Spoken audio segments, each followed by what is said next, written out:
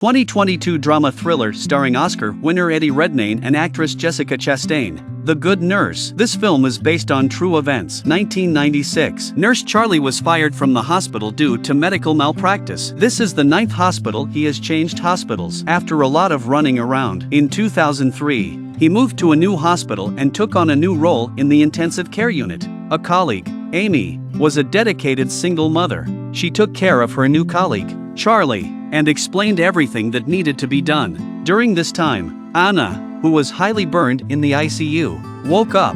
Amy took care of the patient but forgot to tell Charlie when the cafeteria closed. When she remembered, it was already past mealtime. To apologize, Amy brought her own lunchbox to share. The good-natured Charlie didn't mind and complimented her on the deliciousness of the lunches. The two of them were relaxed as if they had been friends for years. So Amy talked about her daughters and learned that Charlie was also a single parent. He also has 2 lovely daughters. The similarities between the two men made them sympathetic. At that moment, the nurse's bell rang in the ward. Amy remembered that it was time for a patient with mobility problems to go to the bathroom. Charlie watched Amy eat half of her meal and volunteered to take her place to take care of the patient. Amy was very grateful for this gesture. At the end of the night, Amy was on duty and suddenly felt sick.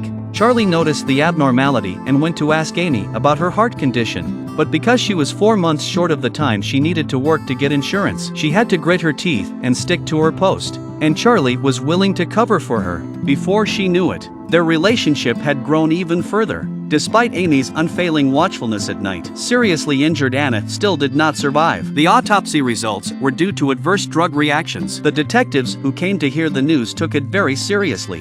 Anna's body had been cremated by her family due to a delay in the delivery of information. The detective could only find clues through the nurse's statement. When he took out Anna's autopsy results for Amy to look at, she immediately saw the problem. Anna, who was not diabetic, had been artificially injected with insulin, which caused double resistance to the drug in her body and led to her death.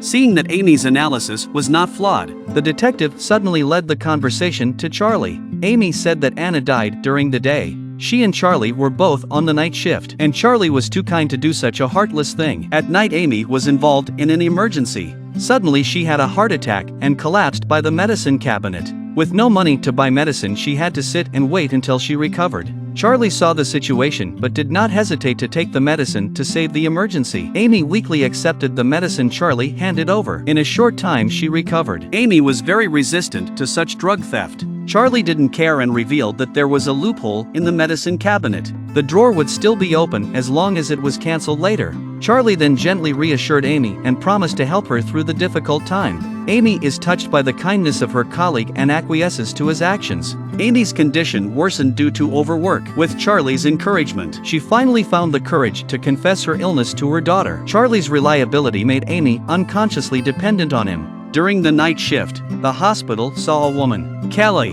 who had been in a car accident. Her husband was there with her 6-month-old baby. Amy was touched by the family's joyful atmosphere. When she returned home to care for her daughter, she felt a sense of regret.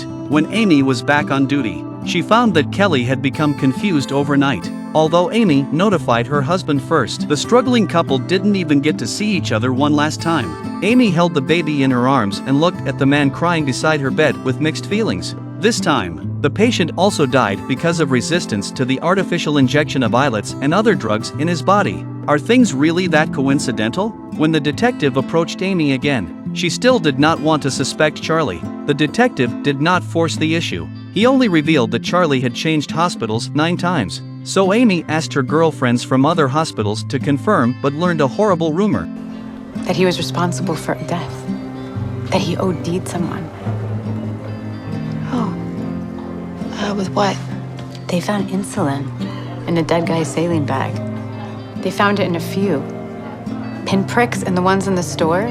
Somebody had dosed them before they went out. Why did they think it was Charlie? They didn't. But we used to get codes every night. Sometimes 2 or 3, and then after he left, we got like only 1 a month.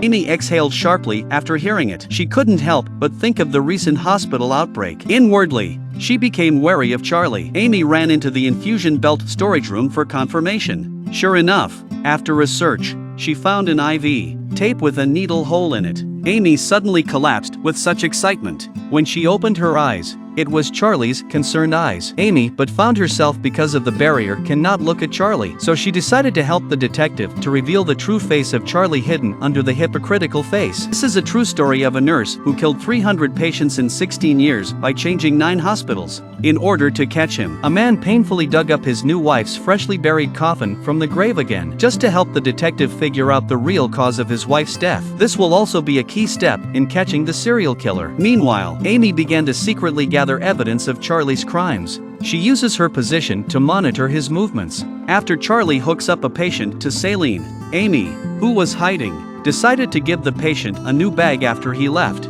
He then went to Charlie's computer and printed out a list of the drugs he had taken. The detective also used the victim Kelly's incident results to conclude that she died from a mixture of insulin and digoxin. Amy then produced evidence that Charlie had taken insulin and digoxin from the medicine cabinet. The time was exactly the day before Kelly's death. Wait a second, hold on. With this Pixis, it says cancellations, Yeah, not withdrawals. Well, it's a fault in the system. Since Charlie was good at jamming holes in the medicine cabinet, the medicine cabinet drawer would still be open as long as it was canceled later. But the medication pickup slip would show that it had been canceled. Even though the evidence was overwhelming, Charlie still couldn't be convicted. The hospital management sensed the rumor. The same day, the company fired Charlie for his left foot advanced. But this only briefly prevented Charlie from continuing the murder, but could not prevent him from re-entering another hospital. Amy returned home to see Charlie and her daughters happy.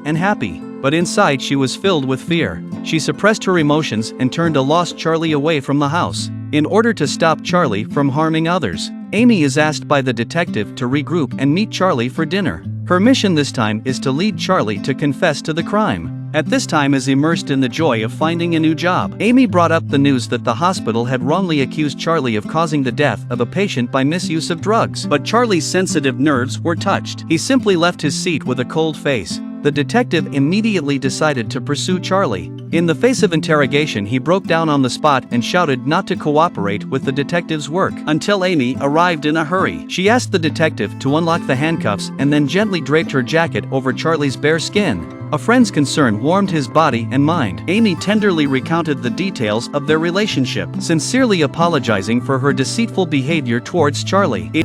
What do you need me to do?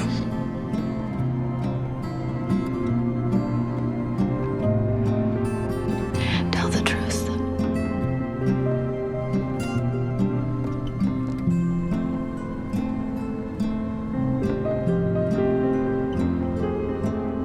I just did it. In the end, Charlie confessed to the murder of 29 people to avoid the death penalty. The actual number of people who died at his hands may have been over 400. He claimed to have done so to end the suffering of the sick, but he also killed many non-terminal patients. However, the hospitals where Charlie worked were suspicious, but none of them stopped him and none of them filed a lawsuit against the hospital. This film is true to life. The real-life killer escaped the death penalty but will spend the rest of his life in prison.